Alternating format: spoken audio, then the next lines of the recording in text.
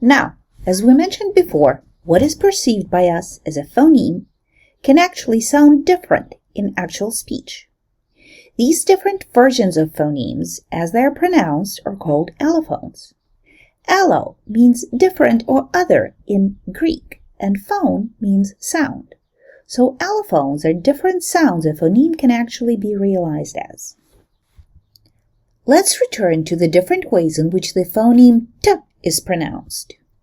In the word city, it's pronounced quickly as a voiced alveolar tap or flap. In the word tape, it is aspirated, pronounced with a little extra puff of air.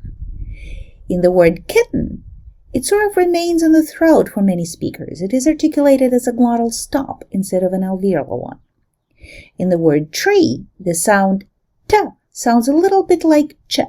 It is slightly palatalized. And in the word scent, it is unreleased. It's as if the tongue stops at the end of the word without letting the air out much.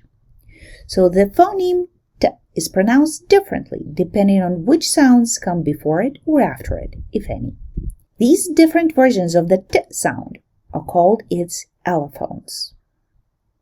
Allophones are phonetic variants of a phoneme in a particular language. They coalesce with other allophones of the same phoneme in the mind of a speaker of that language. In other words, despite the differences in their articulation, which may or may not be very small, a speaker of that language hears all allophones of a phoneme as that phoneme, not different sounds. Allophones occur in predictable phonetic environments. These environments do not overlap, so we call the distribution of allophones complementary rather than contrastive. We'll continue using allophones of the phoneme t to exemplify the phenomenon of allophones, although this is of course not the only phoneme to have several of them. The t becomes aspirated, that is produced with a little extra puff of air, when it occurs before stressed vowels, such as in the words tent, potato, or pretentious. It lacks aspiration when it comes after the s sound, as in stop or study. A glottal stop is another allophone of t. In British English, it often occurs between vowels, as in wa or ba. In some varieties of American English, it is pronounced when the t sound occurs before syllabic consonants, such as in the words little or kitten.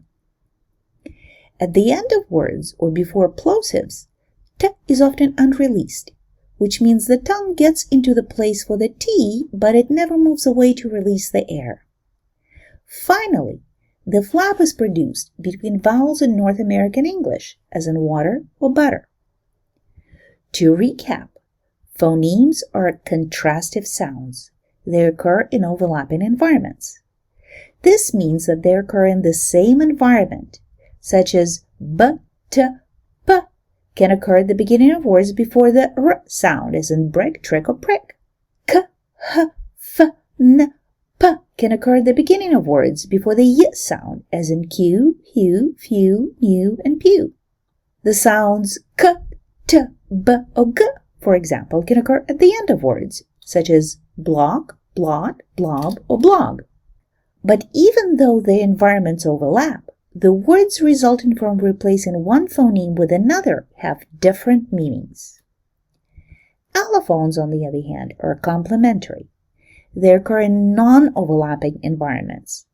Despite their articulatory differences, they are perceived as the same phoneme.